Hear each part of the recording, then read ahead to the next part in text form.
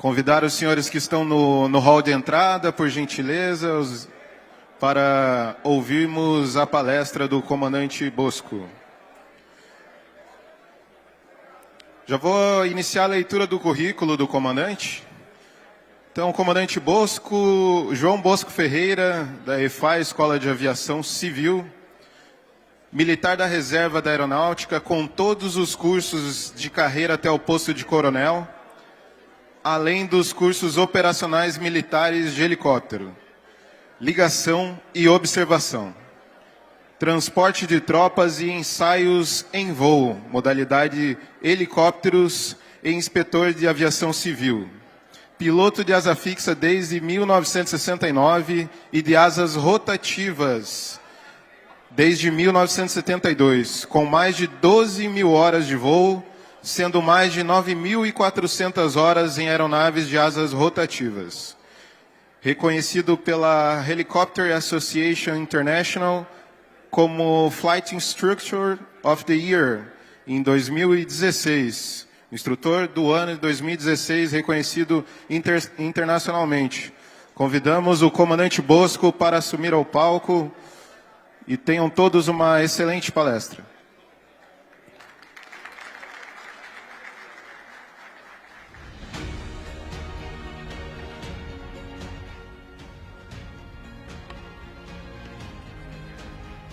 Bom dia a todos.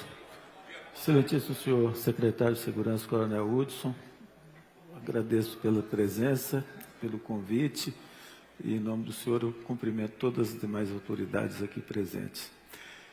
Eu realmente me sinto muito honrado de estar aqui hoje com as senhoras e senhores, entendeu?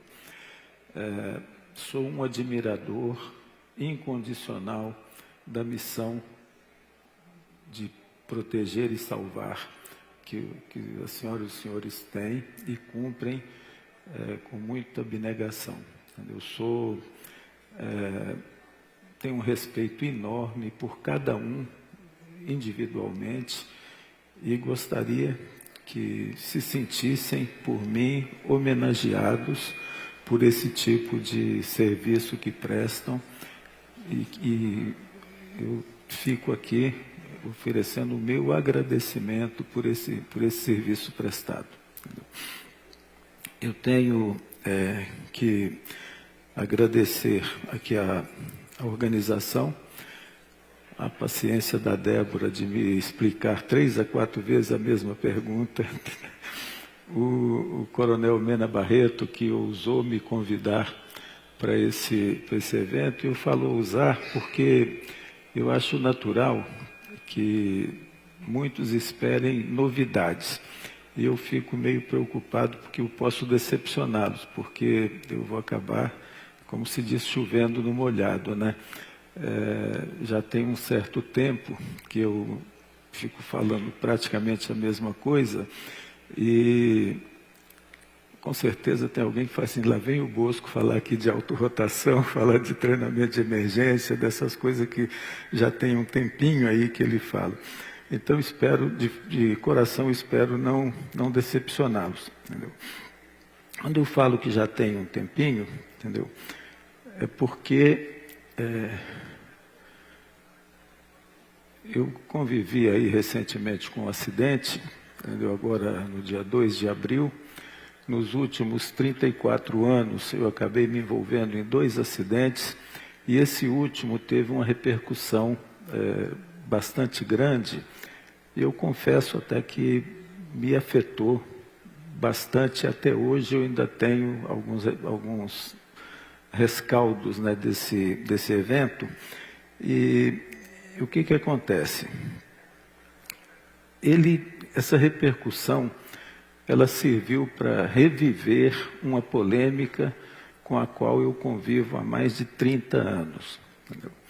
E, pior do que isso, ela reviveu, ou me renovou, uma angústia que eu carrego e que me atormenta, pode parecer meio absurdo, mas há mais de meio século. Entendeu? Que é essa questão de treinar ou não treinar certas manobras, de de continuar insistindo numa coisa que, apesar de ter quase que uma unanimidade, por um lado, sempre tem pessoas muito competentes, muito capazes, que se perguntam, né, se de fato a gente deveria continuar exercitando esse tipo de manobra nas condições que a gente exercita.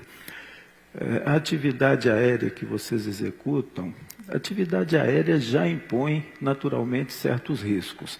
E a atividade aérea policial e de bombeiros, ela impõe riscos adicionais, impõe condições mais complexas, né? Nos obrigam muitas vezes a ficar no interior do diagrama altura-velocidade, que a maioria inclusive conhece como curva do homem morto, não é? Então, quando eu falo, né, que às vezes eu me pergunto se vale a pena ficar insistindo, e eu falo de meio século, eu mesmo invertendo um pouco a ordem das coisas, eu queria mostrar para vocês aqui. Eu me considero que me transformei piloto aqui no dia 7 de fevereiro de 1969, entendeu? Então, nós estamos falando aí de 55 anos. Foi o dia que eu, de fato, voei solo, entendeu? Voei solo pela primeira vez nessa aeronave, um aviãozinho aqui, há 52 anos. E essa questão da instrução é uma coisa que me acompanha também ao longo de mais de 50 anos, entendeu? Porque aqui na minha caderneta individual de voo tem um registro aqui no dia 21 de janeiro de 1972, o meu primeiro voo de instrução, eu como instrutor. E desde então, eu não estou falando isso aqui para contar vantagem, não, entendeu? Eu estou falando porque é uma coisa que me acompanha, e a instrução, muitos aqui são instrutores, sabem disso, a instrução é uma paixão, entendeu? É uma coisa que nos transforma, porque nos permite, de certa forma, nos eternizar, tá certo? A gente transfere conhecimento para outras pessoas, seja dando instrução de voo, seja dando uma instrução numa sala de aula, a gente está se perenizando, né? Isso é uma coisa que é extremamente gratificante. E quando eu falei, né, que o coronel Mena Barreto, ele, de certa forma, ele ousou, entendeu? Por quê? Porque, inclusive, ao oferecer esse tema, entendeu? Tardiamente, eu fiquei um pouquinho preocupado, porque não me passa pela cabeça ser aqui um dono da verdade, de forma nenhuma. Então, quando ele colocou aqui a voz da experiência, eu queria que revisassem essa expressão para dizer o seguinte, que isso aqui não é a palavra final, é apenas a minha modesta opinião, baseado na minha vivência. Então, não é a palavra final. Porque falar a voz da experiência dá a impressão que eu estou aqui querendo dizer é assim que funciona. Não é, não. É apenas a minha opinião. Entendeu? Então, ditas essas pequenas, essas palavras iniciais, eu gostaria de colocar aqui que eu escolhi um objetivo bem simples, né, que é familiarizar os participantes com alguns aspectos da instrução de voo que contribuem para alcançar uma pilotagem segura e eficiente. Isso porque é natural que quando a gente se envolve numa instrução, a gente está ensinando alguém a executar uma determinada atividade aérea e, ao longo do tempo, a gente foi se contentando com ensinar a voar, ensinar a operar aquela aeronave, a decolar, a pousar, a voar reto e nivelado, a fazer algumas manobras, mas a gente sempre imaginou que da instrução tem que ir um pouco além disso, tem que preparar aquela pessoa para conviver com aquelas situações anormais que podem acontecer durante o voo. E para alcançar esse objetivo, também coloquei aqui um roteiro bem simples, um pequeno histórico para contextualizar essa ideia, entendeu?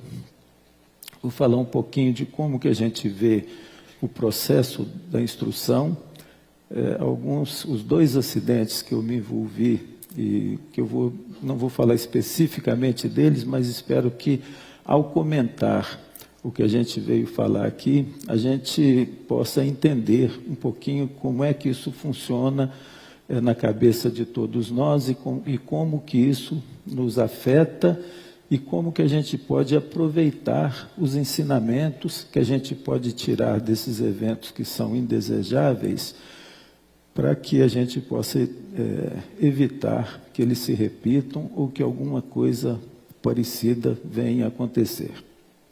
Então, ao longo aqui da minha apresentação, eu vou colocar alguns depoimentos, entendeu? Porque eu estou querendo tentar convencê-los, né? Então, ao longo desses quase 30 anos que eu venho fazendo a mesma coisa, a gente já teve algumas oportunidades de sofrer junto com alguns companheiros, entendeu? Que tiveram alguma situação anormal em voo e que, felizmente, tiveram condição de recuperar delas. Então, vou apresentar alguns depoimentos aqui ao longo da apresentação, apenas com o intuito de mostrar que isso daí tem tido algum resultado ao longo do tempo, né? Então, aqui Meu nome é Dagoberto Cross da Silva, nome de pista Cross, pilotando o esquilo desde 91, tecnicamente voando o esquilo desde 1980. Meu depoimento é para afiançar o quanto é o diferencial um treinamento, tanto teórico e prático, feito na aeronave, para o gerenciamento da cabine, uma pane real que eu tive de hidráulica com passageiros. O treinamento fez a diferença para conduzir a aeronave tecnicamente num pouso seguro.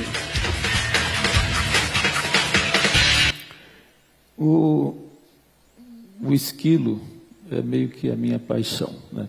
Estou voando esquilo há 44 anos, praticamente, desde que o esquilo chegou no Brasil.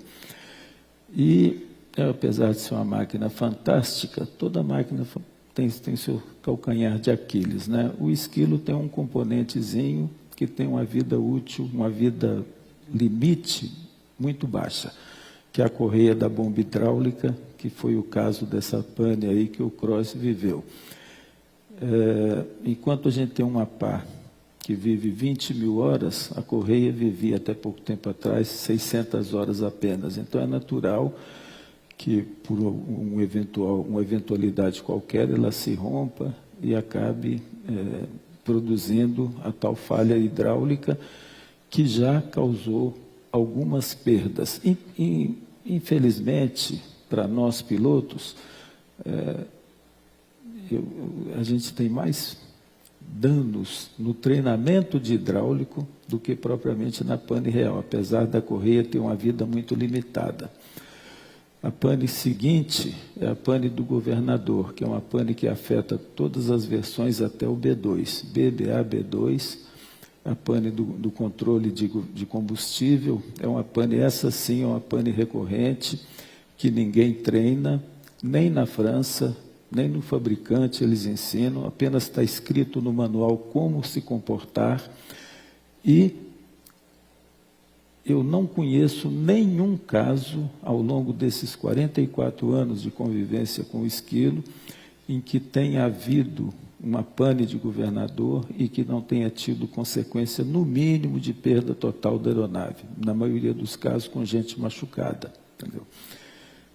E a gente oferece esse treinamento já há mais de 25 anos, entendeu?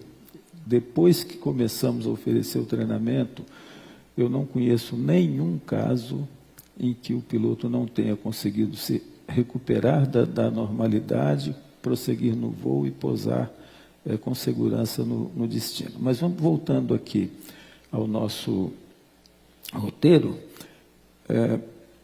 Em 1972, entendeu? Portanto, há meio século mais 2 anos, eu fiz o meu curso de helicóptero e desde então eu tenho voado um pouquinho avião e helicóptero e a partir de 1990 só o helicóptero. Em 1972, por ironia do destino, o mesmo ano que eu fiz o meu curso de helicóptero, a Força Aérea, que na época era ela dividia com a Marinha, né, a operação de helicópteros, porque a Marinha recriou a aviação em 1965, se não me engano, apenas com helicópteros, e mais recentemente incorporou asa fixa, e o Exército só recuperou a capacidade de operação aérea a partir de 86, se não me engano, 88.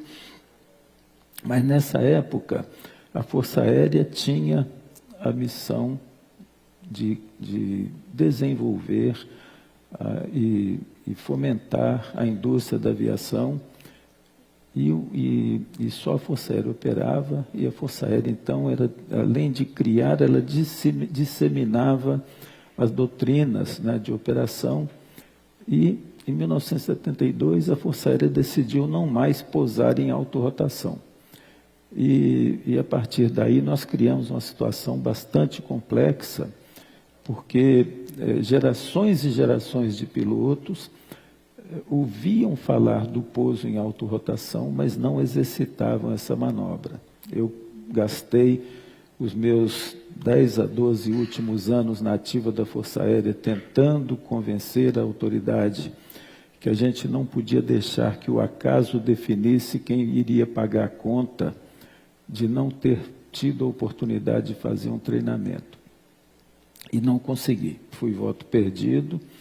Depois, seguindo, em 1980, eu tive a oportunidade de ser designado para o CTA, hoje DCTA, Departamento de Ciência e Tecnologia Aeroespacial, e fui para o CTA, ainda como major, com a missão de iniciar a atividade de ensaio em voo de asa rotativa. Na realidade, eu fui me preparar para fazer o curso, que na sequência eu tive a oportunidade de fazer na França, o curso de piloto de provas de julho de 81 a agosto de 1982.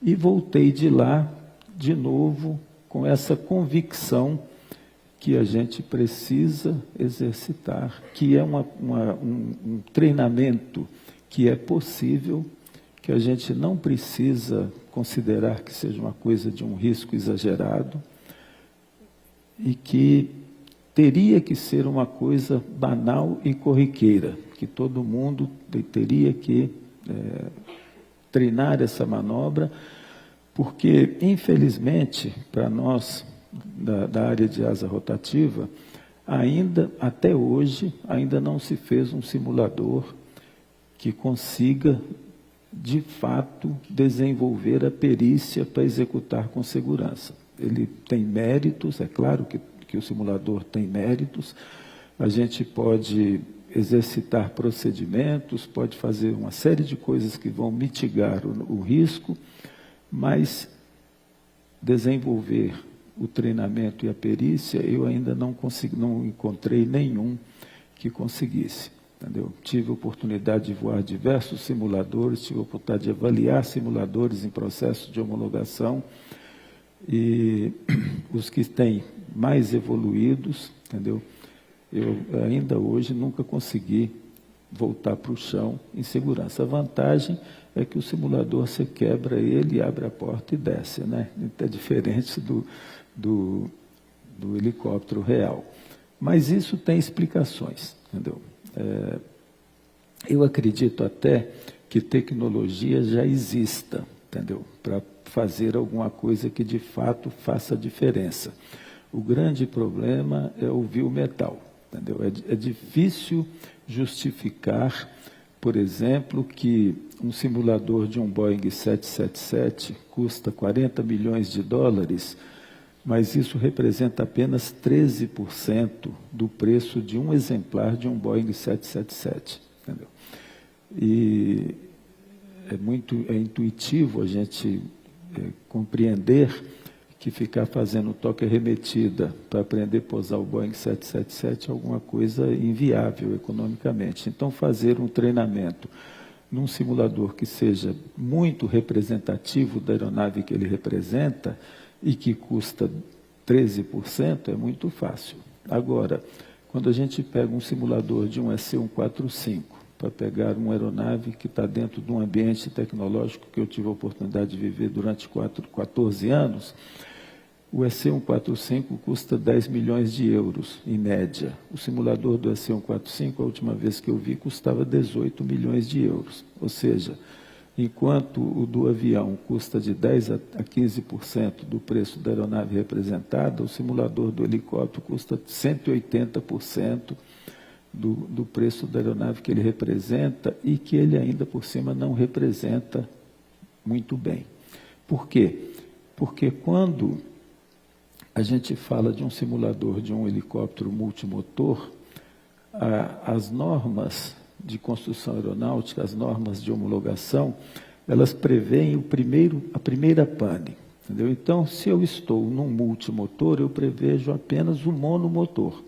E quando eu tenho uma pane de motor em um multimotor, eu continuo voando para frente, aquele simulador consegue representar muito bem. O grande problema é no monomotor, quando eu perco o único motor que eu tenho. Porque quando a gente ensaia um modelo de um helicóptero num túnel de vento, por exemplo, e que eu coloco no voo para frente, ele está com o rotor girando em catavento. Então, eu estou tendo o vento relativo agindo sobre aquela célula e eu tenho como levantar as equações daquele voo para frente. Quando eu coloco o helicóptero num túnel vertical, com o rotor acionado, soprando o ar para baixo, eu tenho como levantar as equações do voo vertical. Quando eu combino o helicóptero em autorotação, andando para frente e recebendo o vento de baixo para cima, a complicação matemática é tamanha que isso acaba dificultando em muito que aquilo ali se torne uma coisa de fato representativa, como eu falei. Então, e além disso, entendeu, o simulador mais novo que tem no mercado, que por acaso vem sendo anunciado como um simulador que vai custar da ordem de 10% de um simulador full flight simulator, por exemplo, de um helicóptero da mesma categoria, 10% de 10 milhões de euros ainda dá 1 milhão de euros. O helicóptero que a gente utiliza na nossa instrução, ele vale, na melhor das hipóteses, 800 mil dólares. Então, esse simulador que é barato, ele ainda é caro, considerando o tipo de aeronave que ele representa. Mas, enfim, isso é uma discussão que não é para esse fórum aqui, mas aceitem, entendeu, que é uma coisa que é útil, precisa ser usada, mas que tem limitações e que não dispensa, na minha opinião, o treinamento real. Isso daí, eu comentei que eu iria trazer alguns depoimentos, alguns estão gravados aqui ao longo da minha apresentação, mas tenho a oportunidade aqui, muito feliz de ter 2 participantes que tiveram a experiência difícil de ter uma parada de motor em voo, entendeu? E que estão aqui no nosso auditório. Então, eu gostaria de chamar aqui, se me permitem, o Coronel Volney, entendeu? Para me ajudar aqui nessa minha argumentação. O Coronel Volney foi comandante do GRAER da Bahia e eu tenho a honra e a satisfação de ter tido o Coronel Volney como aluno nosso desde a primeira hora do PP. Bom dia a todos os presentes, sou o Coronel Volney da Polícia Militar da Bahia, estou acompanhado do Coronel Piton, chefe da Casa Militar do Governador, também tem aviação na nossa Casa Militar, do Coronel Muniz, comandante de missões especiais lá da Polícia Militar da Bahia, onde o grupamento aéreo faz presente, piloto de avião também, e é uma honra estar aqui com os senhores para falar desse assunto. O treinamento de emergência, hoje eu queria trazer um depoimento, um testemunho pessoal para todos os presentes aqui.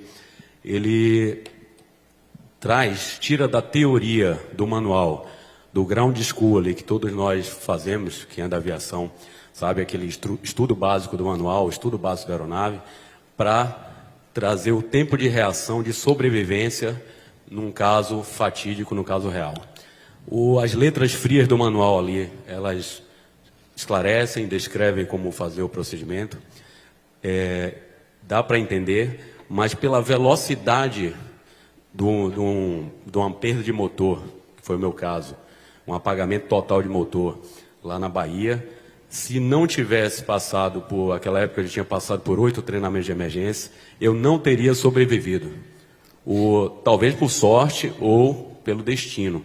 Mas o tempo de reação, realmente, que é passado ali no treinamento, o comandante Bosco, por exemplo, que se tem que agir em 1 segundo ou 2 segundos depois, os comandos da aeronave vão estar já sem controle, é verdadeiro. A velocidade final de uma perda total de motor com a máquina dessa, de toneladas, né? 2 toneladas, vamos dizer, vou descrever o fato rapidamente, comandante, porque o fato traz a realidade para a gente não tomar muito tempo do senhor. Eu estava no comando dessa aeronave, tinha um copiloto comigo, mais 3 a bordo, a retaguarda. Estávamos numa área de montanha chamada Mucugê, Chapada Diamantina, lá da Bahia, muita montanha realmente, e eu vinha retornando de uma missão policial para fazer um pouso numa área de fazenda, no local. Por sorte, já tinha vencido aquela área de montanha lá onde estávamos operando.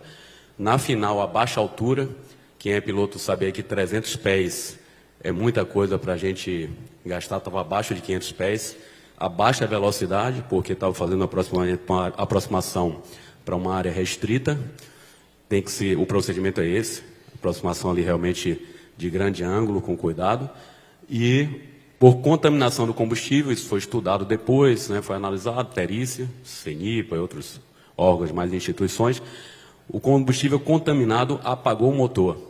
Mas para quem é piloto, apagou, não foi falha, não foi perda de potência, não foi diminuição de força, apagamento, o corte, como se tivesse puxado aquela manete de corte, o motor foi apagado.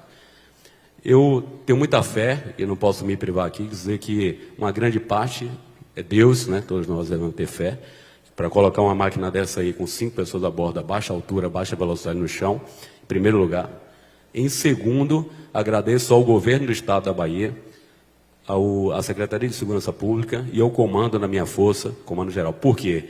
Por ter investido, por ter enxergado o que o CENIPA fala hoje, que os gestores têm responsabilidade, além dos pilotos que estão conduzindo. O secretário, eu vi a apresentação do senhor, a palestra, parabéns, por estar pensando na aviação, por estar investindo em aviação. Eu tinha ali aproximadamente 7 treinamentos, com apagamento total do motor, vi um certo desespero ali a bordo dos colegas, pela velocidade vertical que essa máquina desce em relação ao solo, mais rápido, comandante, do que o próprio treinamento. Treinamento ali a gente chega, consegue descer, mas o que traz a noção que me trouxe ali a sobreviver foi a tomada de decisão. Para descrever e resumir rapidamente, se eu não tivesse o contato com os treinamentos de emergência, treinamento de autorrotação, ali o desespero que estava ali atrás dos companheiros, estavam como passageiros, né, de unidades especiais, não daria para chegar ao solo em segurança. A aeronave quebrou apenas os esquis, né, quebrou os esquis, não tocou o rotor principal, não tocou o rotor de cauda, a gente entrou ali no procedimento que é rapidamente baixar coletivo, nariz à frente, perto do chão o flare, estou descrevendo aqui a autorrotação rapidamente, e depois devolver a aeronave à frente e aplicar coletivo até onde der, até o máximo. Nós sobrevivemos, a máquina poderia ter tido PT, perda total, não teve, a Elibras viu, entendeu que poderia recuperar, gastou algum valor lá dentro do seguro, estava segurada, e essa aeronave voa lá na Bahia, é o chamado Guardião 02. Então, comandante, para encerrar, queria agradecer ao meu Estado por ter investido e ter acreditado que o treinamento salva vidas, agradeço ao senhor como meu mestre na aviação, a escola, né, onde eu trabalhei, estudei com o senhor lá, a EFAI, né? Então eu gostaria efetivamente de dar esse testemunho, mostrando as imagens, e que os senhores acreditem realmente que um pouso de autorrotação é possível, ele é factível desde que haja o treinamento. Alguém que não tenha passado um treinamento numa situação de autorrotação real, a tomada de decisão pode demorar alguns segundos e pode custar a vida. Obrigado pela atenção de todos.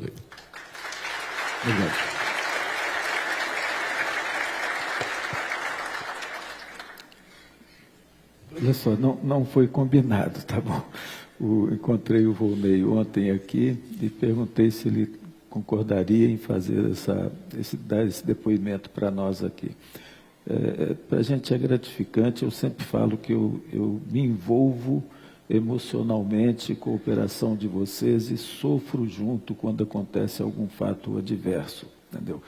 Porque a gente vislumbra o seguinte, sempre teriam alguma solução e a gente não pode culpar, às vezes, o companheiro por não ter tido sucesso numa determinada manobra, porque é fruto das condições que a gente não tem como avaliar depois aqui num ambiente completamente controlado. Mas voltando, de 1990 a 2003, eu tive a oportunidade de trabalhar dentro do ambiente Airbus, entendeu? Dentro da Elibras, e foi justamente nesse período que eu tive a oportunidade, e eu sou muito grato por isso, entendeu? Eu falei que felizmente eu estou numa fase da vida que eu tenho muito a agradecer, porque foi lá na Elibras que eu tive a oportunidade de retomar esse tipo de treinamento em 1997, e desde então a gente nunca mais conseguiu parar.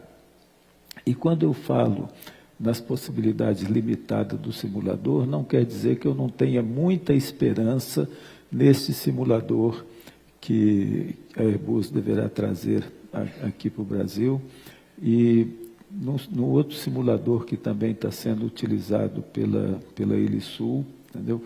E que eu ainda não conheço, mas que sempre acredito que a gente possa fazer um trabalho complementar para ajudar nessa missão de diminuir um pouquinho o risco e de aumentar um pouquinho a chance de cada um de nós que se envolve numa situação, às vezes, complicada em função das necessidades da missão.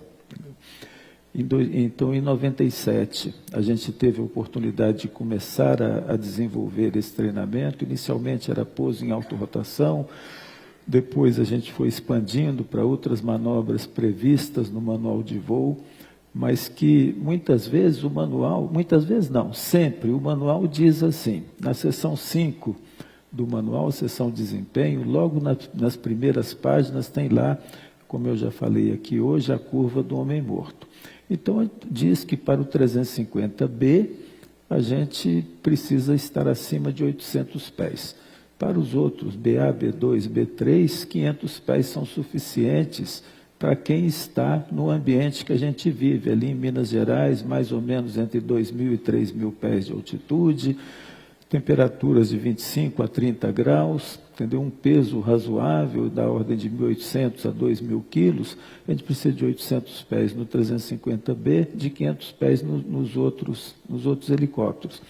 E a gente passou, então, um tempo muito grande tentando imaginar como que a gente poderia contribuir com essa questão do treinamento e do desenvolvimento da capacidade de voltar ao solo em segurança. Estava fazendo um treinamento com um piloto da TV Record na época, e ele disse, nossa, gostei demais do treinamento, mas o meu voo é 90% dele no pairado a 500 pés. Entendeu? A gente falou assim, olha, como é que é uma pane do pairado a 500 pés? Eu digo, eu também não sei, vamos tentar descobrir. Entendeu? E começamos, então, a experimentar a 1.200 pés, tirando degraus de 100 pés de cada vez. Como a gente sabe que tudo que está no manual tem uma certa margem, de forma controlada, a gente conseguiu chegar a 600 pés. Entendeu? A partir dali eu digo, olha, daqui para frente eu não tenho coragem de ir mais. Entendeu? O manual diz 800, a gente nem poderia estar fazendo isso a 600 pés, mas menos que isso não tem chance. Ah, mas como é que eu vou fazer? Porque o cinegrafista quer que eu faça o pairado a 500 pés. Eu digo, tem uma solução bem simples, você pode mentir para ele, entendeu? A gente que é piloto não consegue ver 100 pés. Como que o cinegrafista vai ver? Depois ele tem uma câmera que tem 1 quilômetro de alcance. Para que ele precisa de 500 pés? Entendeu? ou então, né, convença o bispo a comprar um BA, né, porque o BA faz a 500 pés lá em São Paulo. Enfim, ao longo do tempo, a gente foi tentando desenvolver coisas em função daquilo que aparecia. Por volta de 2007, eu não me recordo mais, a gente teve um acidente em São Paulo, por acaso, com o helicóptero da TV Record de novo, e o helicóptero estava no pairado, televisão, e teve um outro problema, um pairado fora do efeito solo, teve um outro problema, que é a perda do acionamento do rotor de cauda. Todo helicóptero tem pelo menos 4 tipos de panes possíveis do rotor de cauda. A gente pode perder o rotor porque ele se soltou, pode perder o giro dele porque o eixo quebrou, foi isso que aconteceu com o helicóptero da Record. A gente pode ter o rotor girando, mas perdemos a capacidade de variar o passo, que é a perda de comando. Essa é uma pane que só existe no esquilo, até onde eu conheço. E, por fim, a gente pode ter o travamento do passo do rotor de cauda.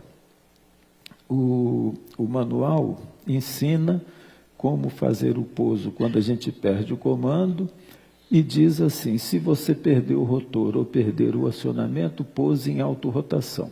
Entendeu? Aí nós temos 2 probleminhas principais. Entendeu? O primeiro deles é o seguinte, o manual não diz como é que eu sei que eu perdi o rotor ou que eu perdi o comando do rotor. E isso daí, eu me declaro aqui a minha estupidez de ter convivido mais de 20 anos com um modelo de helicóptero, com essa dúvida na cabeça e não ter trabalhado. Eu sempre pensava assim, um dia eu vou parar para pensar e descobrir como é que eu sei qual é o tipo de pane que eu tenho. Entendeu? Aí aconteceu o acidente da Record, infelizmente o piloto veio a falecer, entendeu? O cinegrafista dele sobreviveu, está trabalhando, mas ele veio a falecer nesse acidente. E eu pensei o seguinte, está na hora de começar a pensar nessa pane, né? Mesmo que tardiamente. Então a gente levou aí uns 6 meses discutindo, ensaiando, medindo, e já tem aí alguns anos que a gente oferece esse tipo de treinamento de uma forma, não vou dizer corriqueira, porque eu confesso que ainda dá um certo frio na barriga quando aquele negócio começa a girar de forma descontrolada em um giro muito intenso. Mas hoje a gente pousa em autorrotação sem usar os pedais, com os pés de fato fora dos pedais. E vem o segundo, eu falei que tem 2 probleminhas, que um é a identificação, e o outro é o seguinte, como que num país que ninguém pousa em autorrotação, se um dia eu perco o rotor de cauda, eu vou ter a coragem de cortar o motor, entendeu? Se eu sei que eu não sei pousar em autorrotação. Então, muita gente, na época desse acidente do colega da TV Record, falava assim, poxa, por que o cara não foi para o campo de Marte? Por que ele não foi não sei para onde? Por que ele não fez um pouso corrido? Por que não fez aquilo?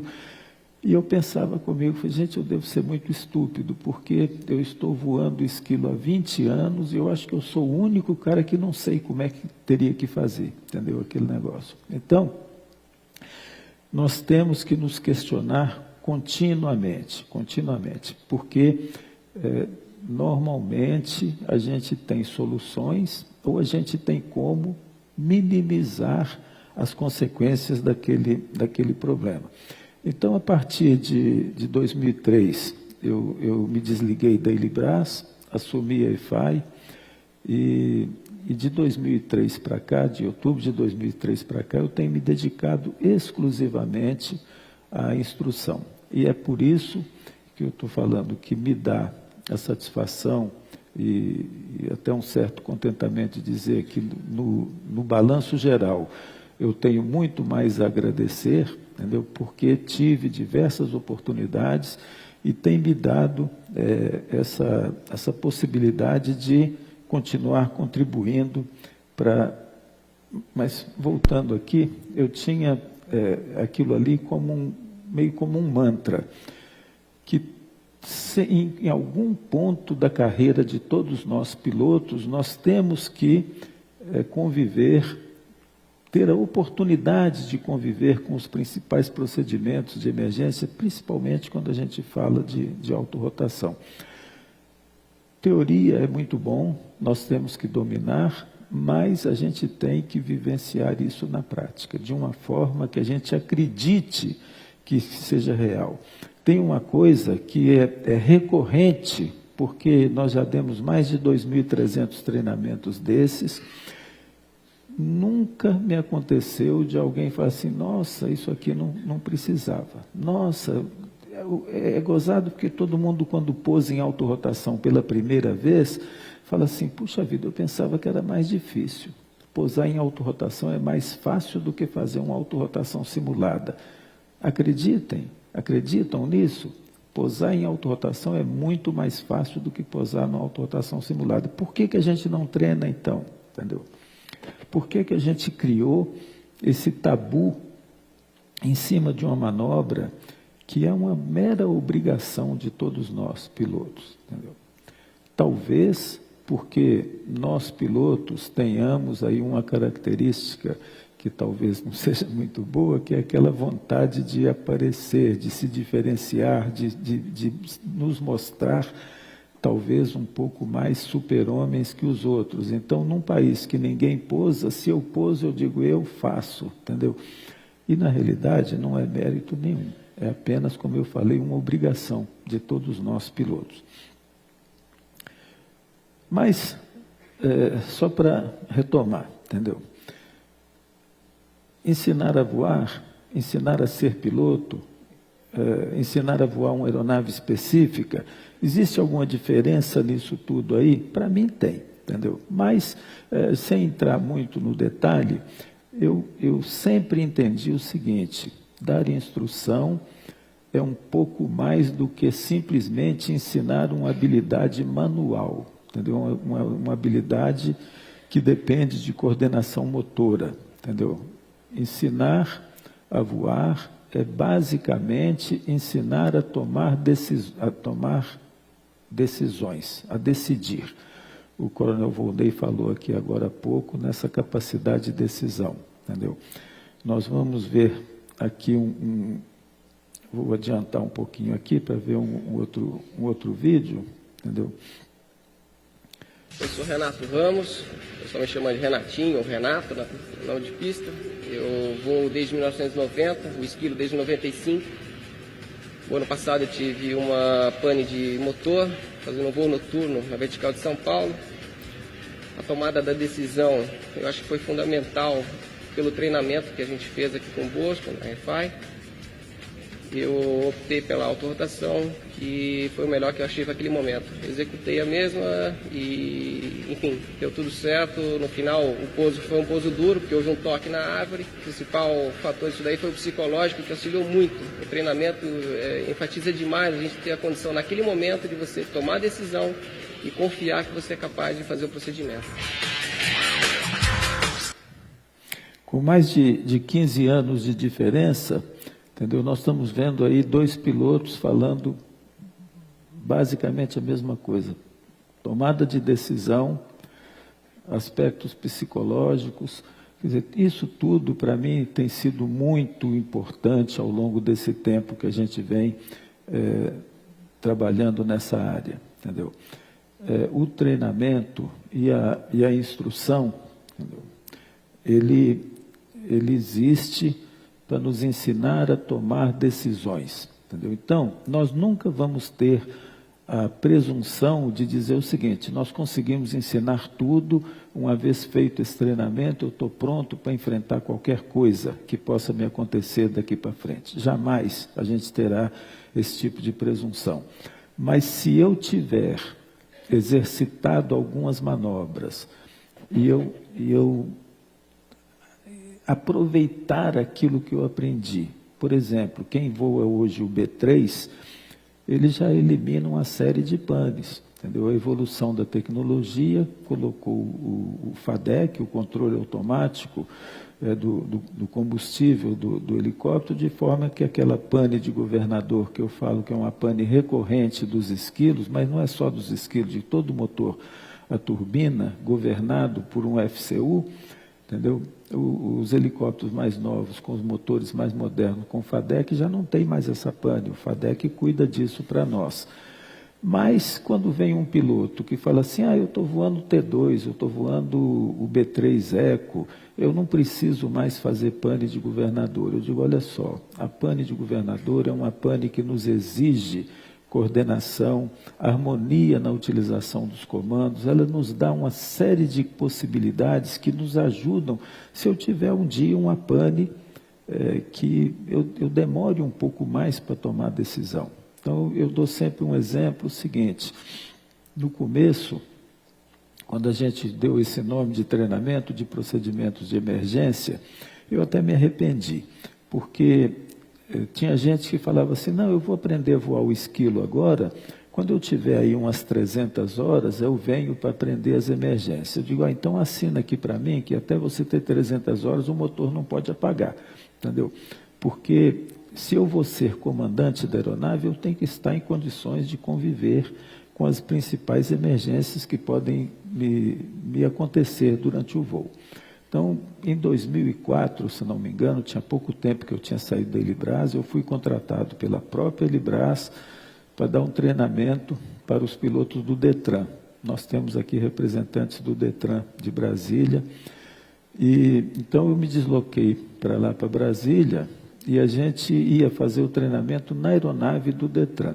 Então, uma situação bastante complicada, porque a aeronave muito nova, tinha pouco mais das 5 horas de voo, tinha feito o afinamento, a finalização na produção da Elibras, tinha sido entregue, feito o translado para Brasília, e a gente começou a dar formação para os pilotos que tinham acabado de checar o PP. Era um negócio extremamente controverso naquela época, porque muita gente dizia o seguinte, mas não é hora de ficar fazendo isso, esse pessoal não está pronto ainda. Acabei de ver o Sérgio ali agora. Tá? Aquilo que eu falei, que eu sempre defendi, se o piloto vai ser comandante de aeronave, ele tem que saber pilotar aquela aeronave. E o que aconteceu ali que está me fazendo lembrar, para contar para vocês aqui essa história. No último voo do último piloto que estava fazendo o treinamento, na última autorrotação, que a gente estava fazendo a autorrotação simulada, porque na aeronave do cliente a gente não ia querer fazer autorrotação real, não é tanto pelo risco, é muito mais pelo desgaste que esse tipo de treinamento impõe. E estava com o major da Força Aérea a bordo, que estava fazendo o cheque final do tipo, na época o esquilo ainda era tipo, e ele pediu para o piloto executar uma autorrotação. Na hora que o piloto baixou o coletivo para entrar em autorrotação, a gente estava fazendo isso usando uma pista pequenininha lá em Brasília, de um clube de ultraleves, e na hora que ele baixou o coletivo, a aeronave entrou numa vibração de tal ordem que a minha impressão é que ela ia se desintegrar em voo, entendeu? Eu sou, como eu falei, eu sou apaixonado pelo esquilo de longa data, e eu temi que ela fosse desintegrar, tal era o nível de vibração. Na hora que ela começou a oscilar vertical, eu assumi os comandos, eu não conseguia ver os instrumentos no painel. O painel virou um borrão na minha frente, o nível de vibração. Eu pensava, né, nessa hora a adrenalina parece que jorra no sangue da gente, dispara a nossa capacidade de executar certas coisas e de pensar. Deu tempo de pensar um monte de bobagem, entendeu? Até que pensava assim, poxa, a gente vai quebrar, vai morrer, e vão dizer que eu estava fazendo besteira aqui, porque um helicóptero novo não tem porquê, entendeu? Acontecer nada de anormal. Mas eu pensava também o seguinte, se eu tentar prolongar um pouco mais o voo, na tentativa de resolver esse problema, pode ser que ele não suporte e se desintegre em voo. Se, por outro lado, eu resolver ir para o chão do jeito que está, com essa oscilação vertical, na hora que eu tocar o solo, vai se desintegrar do mesmo jeito. Mas eu pensava ali o seguinte, eu tenho que sair dessa frequência, entendeu? Vibração é frequência. O que está girando ali, tem duas coisas girando no helicóptero, o motor e os rotores. Isso aqui não tem nada a ver com o motor, então o meu problema está ali na cabeça. Eu tenho que variar a frequência. Vibração é uma oscilação descontrolada, depende da rotação, da frequência. Então, eu tenho duas possibilidades. Eu posso aumentar a rotação, então eu tentei baixar o coletivo um pouquinho, não mudou nada, ou se mudou, mudou para pior. Eu precisava reduzir a rotação, mas com o motor engrasado eu não consigo reduzir, entendeu? Então, eu falei para o piloto que estava do lado para reduzir o motor. Normalmente eu uso uma ferramentinha que impede o corte. Como o voo era para fazer só autorrotação simulada, eu nem estava com a ferramenta lá usando, né, nessa hora. E o piloto, e eu sou muito grato a ele até hoje por isso, porque ele não perguntou assim, o que mesmo? Não, ele simplesmente meteu a mão na manete e cortou o motor, entendeu? E o que resolveu o problema é que atingiu o meu objetivo. Eu nem vi que ele tinha cortado, eu só vi que reduziu e eu dei uma puxada muito brusca no coletivo. Imaginem que a gente, numa autorrotação simulada, está descendo seguramente mais de 2.000 pés por minuto. Se a gente inicia o procedimento a 700 pés, entendeu? Eu tenho ali 1/3 de 700 pés, 1/3 de 1 minuto, 20 segundos. Eu tenho 20 segundos para tudo isso acontecer. E nessa hora que eu dei a puxada, até hoje, eu não tenho como garantir que a vibração desapareceu porque eu, de fato, puxei o coletivo e reduzi bruscamente a rotação, ou se ela desapareceu por acaso, por algum outro motivo fortuito qualquer. O fato é que ela serenou e a gente já estava na altura do flare, foi só fazer o flare e pousar no chão, entendeu? Não tivemos nenhum dano na aeronave e pousamos, mas o que eu estou querendo dizer com isso? Que me permitiu, pela vivência de outros procedimentos, eu entender que eu precisava fazer alguma coisa naquele momento. E a única coisa que eu tinha era agir sobre a rotação. E para agir sobre a rotação, no sentido de diminuir, já que aumentar não deu certo, era reduzir o motor. Então, isso daí é uma coisa que a gente espera que o treinamento possa nos auxiliar. Ou seja, ao fazer, mesmo como eu estava dizendo, fazer uma redução, fazer um treinamento de pane de governador, para quem está voando um helicóptero que tem FADEC duplo, mais abical, ou seja, que tem praticamente ou altamente improvável que a gente venha a ter 3 panes no mesmo voo, né? Então, mas a gente acredita que isso possa nos contribuir para aumentar a capacidade de decisão, para nos dar o tempo, entendeu? Para não perder esse tempo que é precioso, né? Quem é aqui que já não teve uma experiência, por exemplo, de algum barulho estranho no helicóptero? E na hora que está aquela pancada firme, helicópteros policiais, helicópteros operacionais, geralmente não tem carpete, né? Até eu descobrir que foi o carregador do tripulante que caiu, ou que foi a arma que bateu mais duro no chão, entendeu? A adrenalina já fez o trabalho dela e a gente pode travar, entendeu? Em vez de a gente simplesmente pensar assim, tive uma coisa normal, vou descobrir o que é, vou agir, não, pode ser que eu trave, entendeu? Então, é preciso evoluir para a gente ter uma capacidade de decisão e ter a tranquilidade, entendeu? Eu tive um instrutor lá que dizia o seguinte, que a gente tem que ter calma e elegância na hora da pane, entendeu? É isso aí, é a melhor maneira de dizer, eu preciso de calma e elegância, porque de nada adianta desesperar.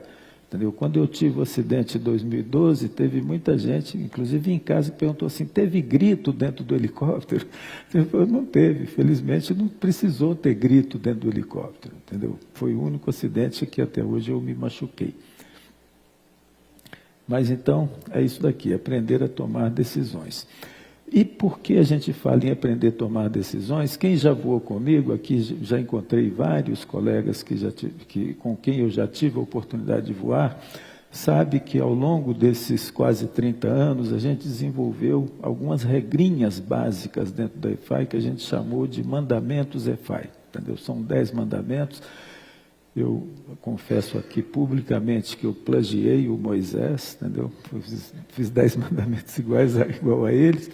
Então, o que acontece? Além da questão da capacidade de tomar decisão, tem algumas coisinhas que a gente precisa fazer durante o nosso voo normal que vão nos ajudar a melhorar a minha capacidade de conduzir aquela aeronave na situação normal ou anormal, mas que vão também produzir economia, que vão produzir mais segurança, porque vão me garantir, ou vão me garantir é difícil dizer, mas vão me ajudar a prolongar a vida daquela aeronave, entendeu? Então, eu não vou ter tempo aqui para falar dos 10 mandamentos e nem vou esmiuçar cada um deles. Eu estava dizendo que o manual diz coisas, por exemplo, eu tenho que ficar acima de 800 pés no 350B para ficar fora da curva do homem morto, a 2.500 pés, com 30 graus de temperatura, com 1.850 quilos de peso. Mas o manual não diz o que você faz se a buzina tocar, tá certo? Então, a gente tem que desenvolver. Então, um deles é essa questão de não usar o coletivo à toa. Nós, pilotos, usamos demais o coletivo de qualquer helicóptero desnecessariamente. A gente voa pilotando tudo junto, mexendo o coletivo para cima e para baixo, desnecessariamente, complicando a nossa vida, desgastando desnecessariamente o motor e, se tiver uma falha, vai ser mais difícil pilotar se a gente se habituou a mexer no coletivo de graça. Depois tem um outro que é pilotar de um jeito só. No começo desse treinamento, eu dizia o seguinte, olha, se você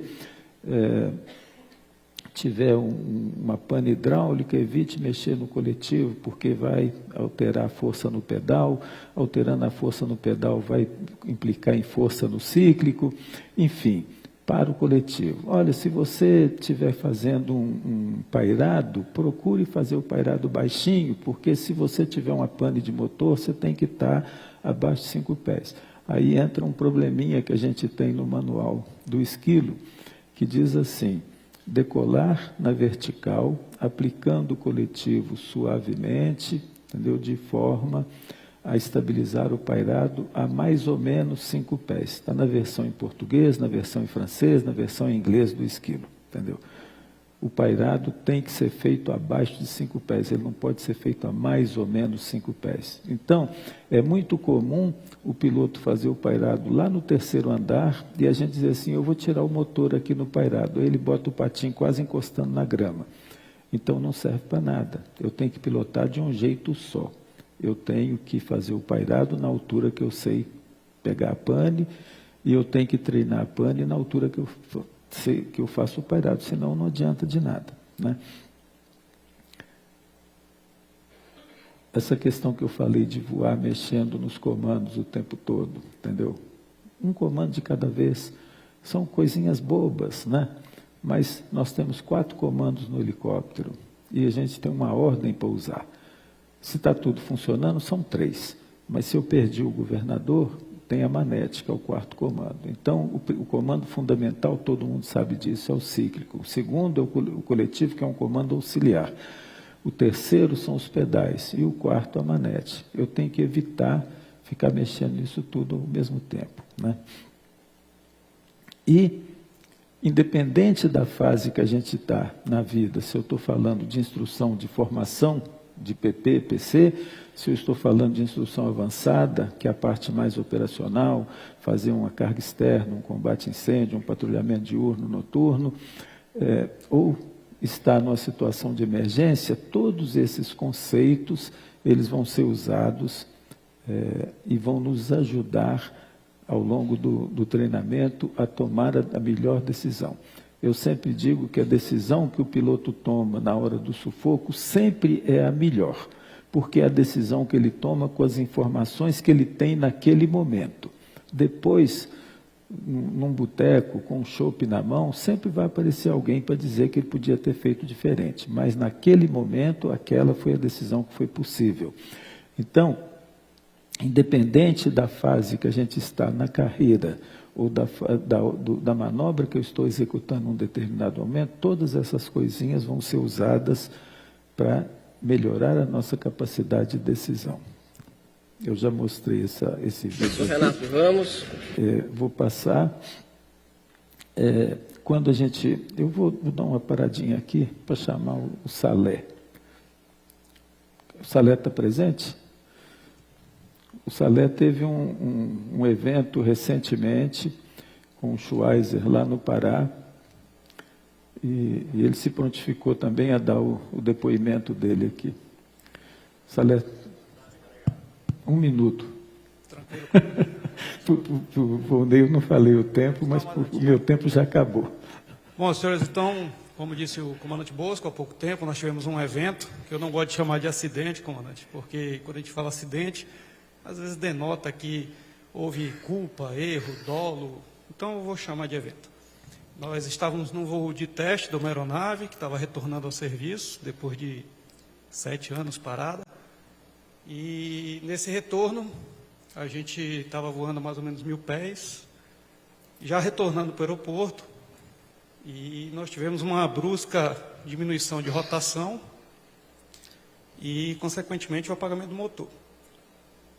E graças a Deus, primeiramente, né, e ao treinamento, a gente conseguiu pousar a aeronave. Né.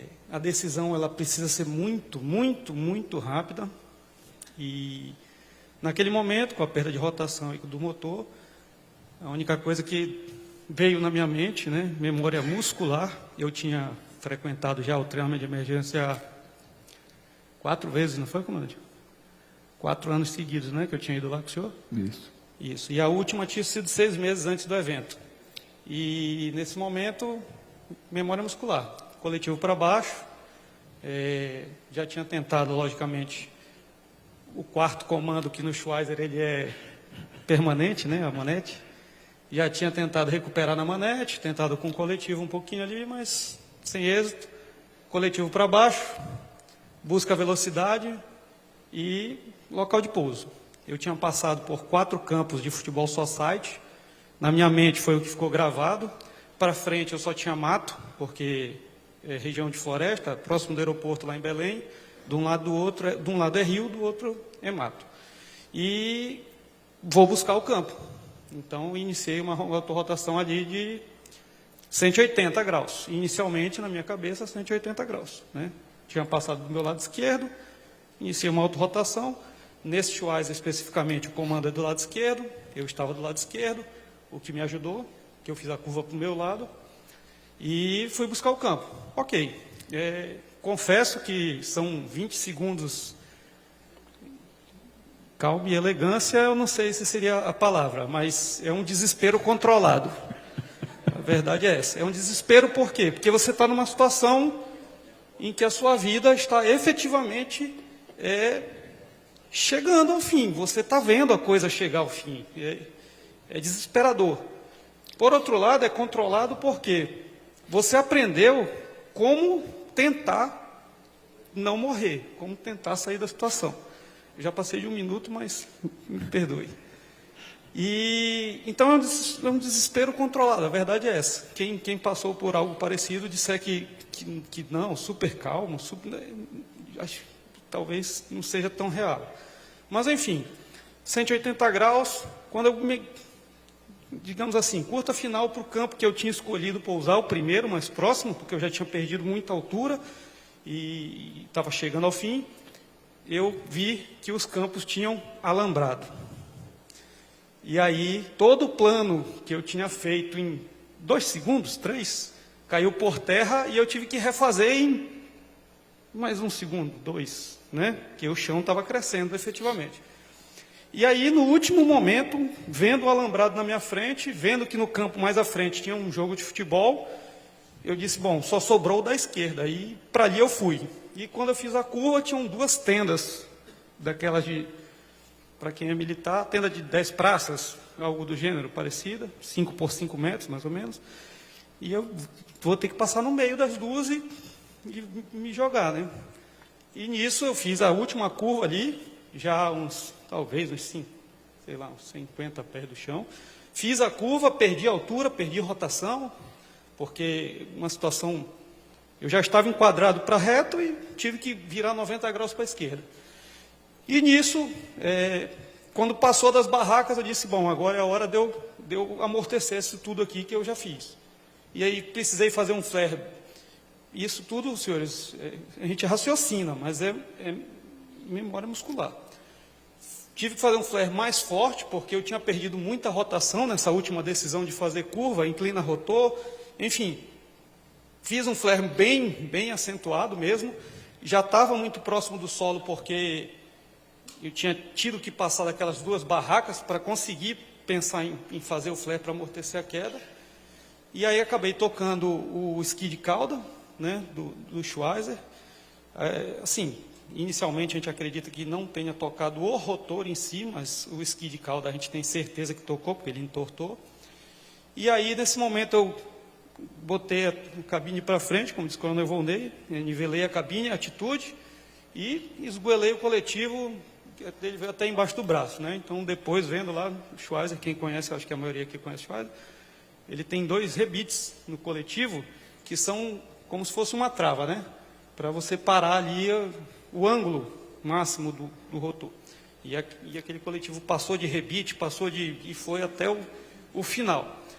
O comandante Bosco, infelizmente, falou comigo só ontem à noite, né, comandante? Senão a gente tinha trazido também a foto, mas não conseguimos. E quando a aeronave, quando realmente foi para o chão, uma das treliças que prende o rotor de cauda na aeronave ali próximo das correias do Schweizer, acabou partindo e a cauda nesse momento desceu e aí tocou realmente o rotor de cauda no chão, né? Partiu a treliça e ele desceu. Graças a Deus, comigo, saí ileso, né? Graças a Deus, tudo tranquilo. A aeronave também, a parte da cabine, também, vamos dizer assim, quase intacta, né? Foi realmente o dano no rotor de cauda. E, para terminar, comandante, eu queria dizer que, se não fossem os treinamentos dos quais eu participei, 4 anos seguidos, eu não estaria hoje aqui falando com os senhores. Sou muito sincero, né? É tão rápido, a coisa é tão rápida, que não dá tempo de pensar. Então, o que você executa é aquilo que você treinou, efetivamente treinou, né? Então, com certeza, comandante, e é por isso que eu disse para o senhor ontem, pelo amor de Deus, não pare, porque nós precisamos continuar treinando. E, infelizmente, a gente sabe que existem todas as dificuldades. E, para terminar, parar de encher linguiça, eu queria dizer aos senhores, como disse o Coronel Volney, nós em Rondônia, graças a Deus, conseguimos mostrar para os nossos gestores, para o nosso secretário de Segurança, para quem tem o poder da caneta, o quanto é importante que os pilotos façam esse treinamento. Nós transportamos o governador de estado, nós transportamos pessoas né, que têm uma importância, vamos dizer assim, política, executiva. Nós salvamos vidas, transportamos enfermos, estamos voando em cima das casas das pessoas e temos nós mesmos e as nossas famílias ali dentro daquelas aeronaves. Então, quando a gente consegue convencer os nossos gestores de que o treinamento é importante para, primeiro, preservar as vidas de todos esses que eu falei, e isso acontece, a gente fica muito agradecido de poder dizer, eu estou vivo, deu certo, graças ao treinamento e também a essa ideia dos nossos gestores de que isso é importante. Então, comandante, com todo respeito, muito obrigado. Obrigado. Fique com Deus. Obrigado.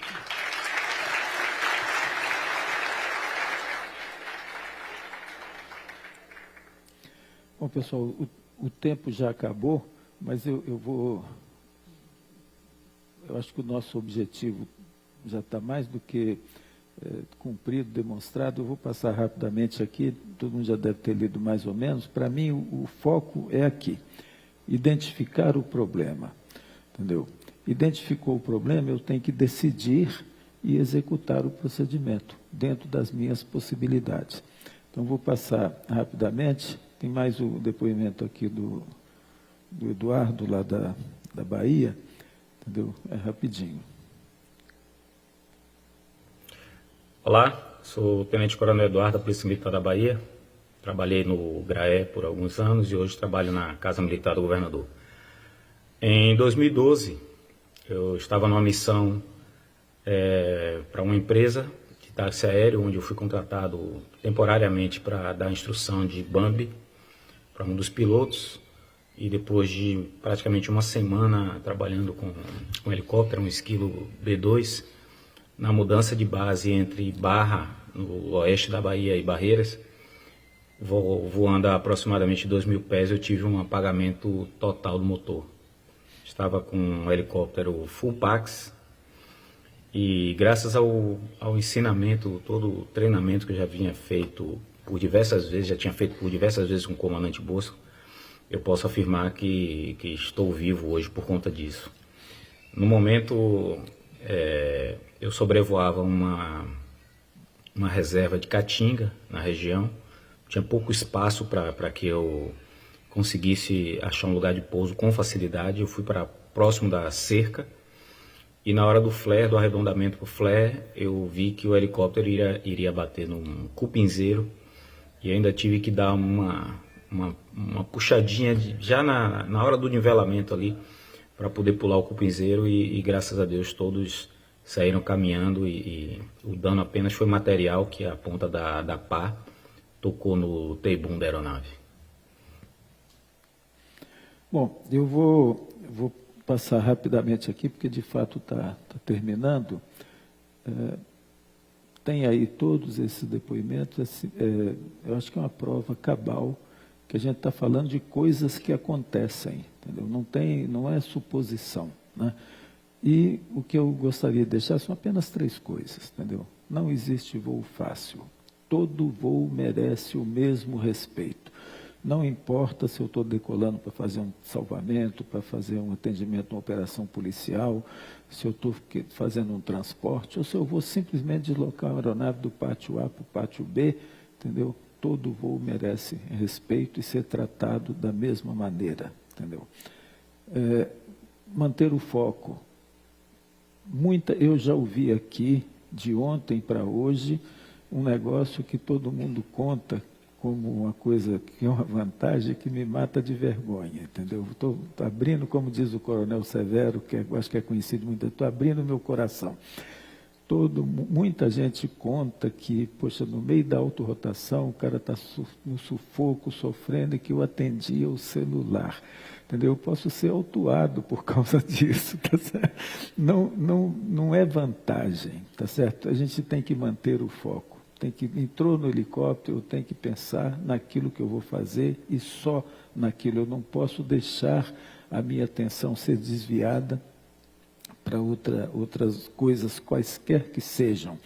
E, por fim, não aceitar desvios. Eu quebrei esse último helicóptero porque não respeitei isso daqui. Tem mais de 15 anos que eu decidi, não vou aceitar desvios. Na primeira diferença, eu vou arremeter. A gente não tem que ter vergonha de arremeter, entendeu? Arremeter é bom, entendeu?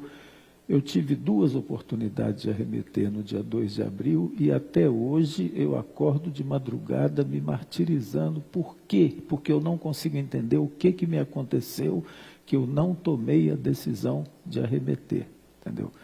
Uma pane no pairado fora do efeito solo, coisa que eu já comentei aqui, como é que a gente desenvolveu o como fazer. Existe uma sequência para otimizar a altura que eu consigo recuperar da pane.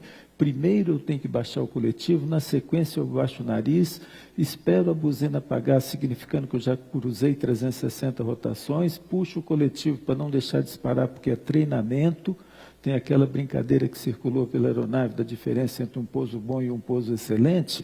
Quer dizer, o pouso bom é aquele que todos aqui falaram, saímos caminhando, o Renato, o Volney, o Eduardo, o Salé, saímos caminhando, é o pouso bom. O pouso excelente é aquele que a gente consegue usar o helicóptero de novo, né? Então, a gente treina fazendo pousos excelentes para, quando precisar, fazer pelo menos um pouso bom, entendeu? Não aceitem desvios, tá certo? E o último depoimento do Coronel Vaz, lá do Rio. Sou o Tenente Coronel Marcelo Vaz, da Polícia Militar do Rio de Janeiro. Atualmente eu sou o comandante do GAM. Estou aqui para dar o meu testemunho sobre a importância da instrução, do treinamento.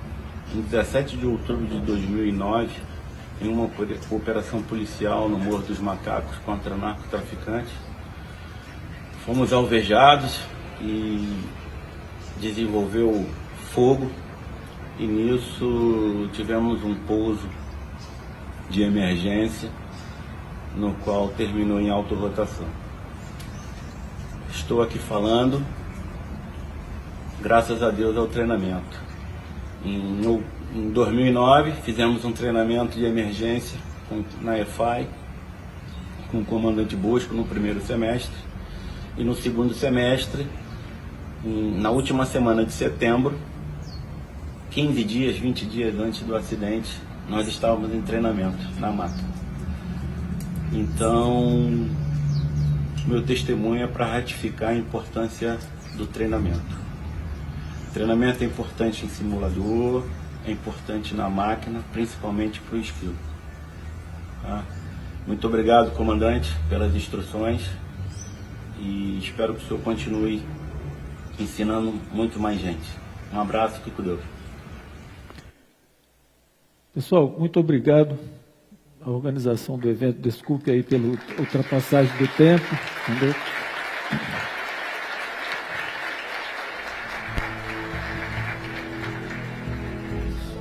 Muito obrigado, comandante Bosco. Aproveitando, gostaria de convidar o coronel Mena Barreto para entregar uma simples homenagem para o comandante Bosco. Por favor, coronel.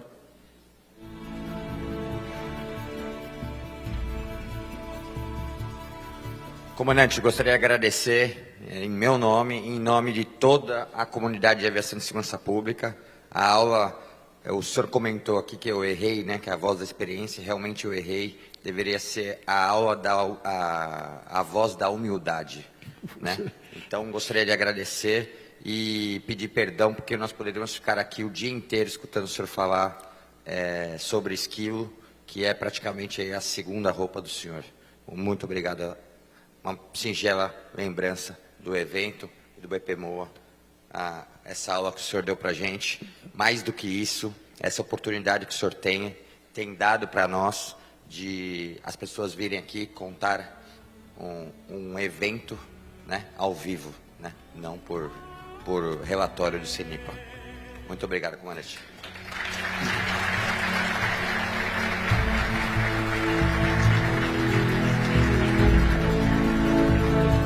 Mais uma vez, muito obrigado e parabéns a todos pelo trabalho que vocês executam.